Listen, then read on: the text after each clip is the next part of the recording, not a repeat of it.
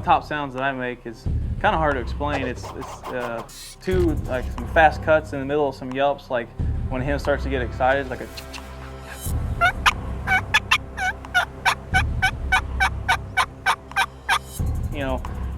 and I like to do that, like either I've got that hen a little worked up off the roost.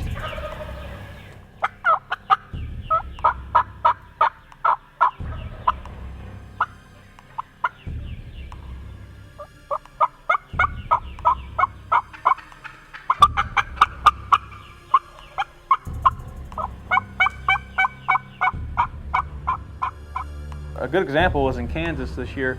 I could see these turkeys, I could see their body language. They weren't not coming, but they weren't coming too fast.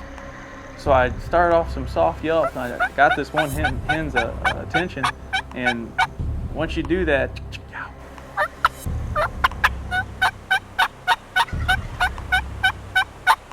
and I get her to do it, and then I kind of mimic her back and forth. And then they were coming, they were 50 yards in closing, and we kept back and forth, but real soft, because you gotta keep that volume low when they're that close.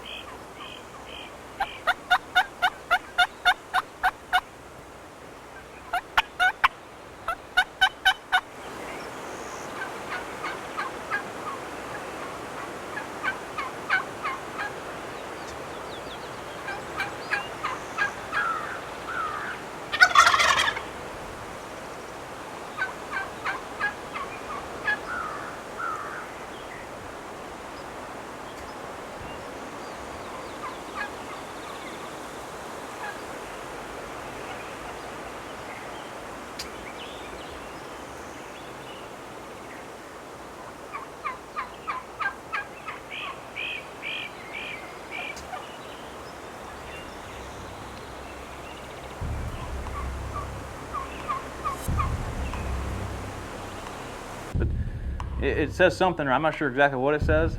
Whatever it says, usually they're coming, and then when she comes, she brings the whole flock. In this particular situation, it was mid-morning. We were trying to strike up a bird and not having any success.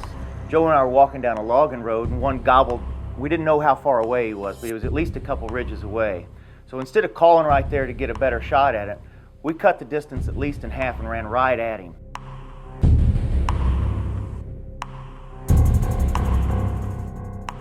Before we crested this last little hill, I wanted to do a check to see if he'd respond and let us know where he was.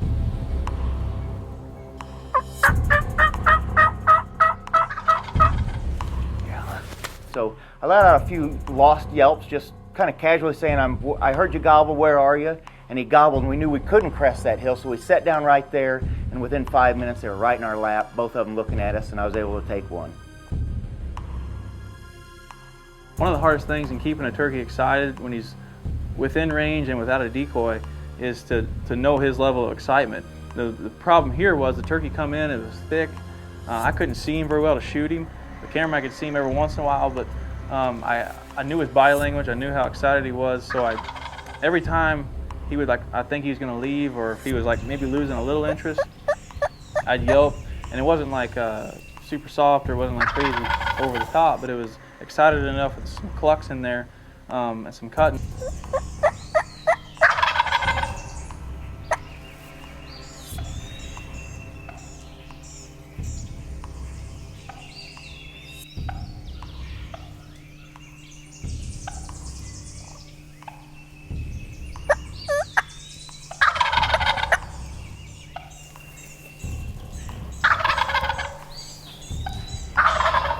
And to keep him excited is to keep him within that 25 yards, so eventually I could get a shot. Now eventually he stepped out and I shot him, but the tip here is just to know the level of excitement of the turkey, and don't overcall, but when you feel like you're losing a connection, and then you come in, chime in a little bit. So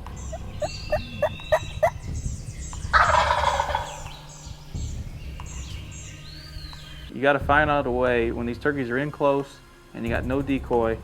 You got to figure out what it is or what you have to do to keep them interested to stay that close in order to get a shot.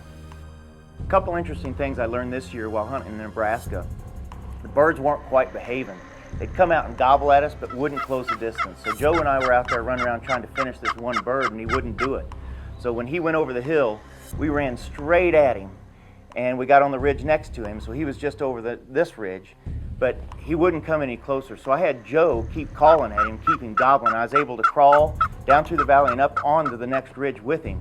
I couldn't see him, but I knew exactly where he was at because Joe kept calling on that box call, getting him to gobble.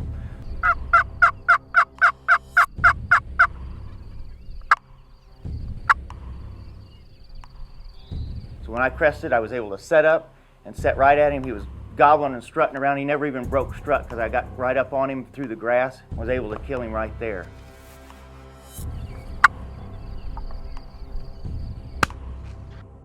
The other thing that I learned is when I was 100 yards away from Joe and he was calling as hard as he could on that box call, I couldn't hardly hear him.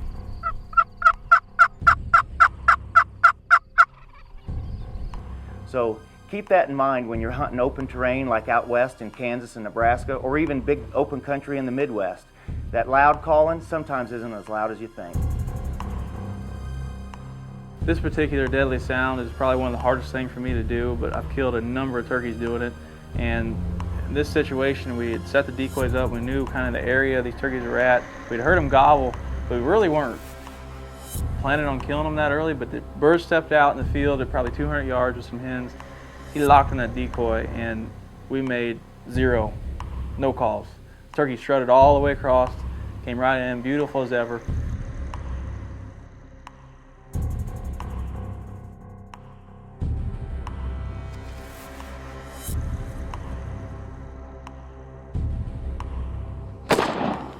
Shot him at 20 steps, and the reason we didn't call is because he was so fixed on that decoy. A lot of times that guys will call just to see him gobble, or call just to say they called him in. Well, really, you're just hurting yourself because one of two things can happen. He can hang up at 80, 90 yards and not come in at all, or if you're not a very good caller, or you make too many calls, he might just turn around and go the other way. So more times than not, when they're locked on a decoy, just tight lip, don't say nothing.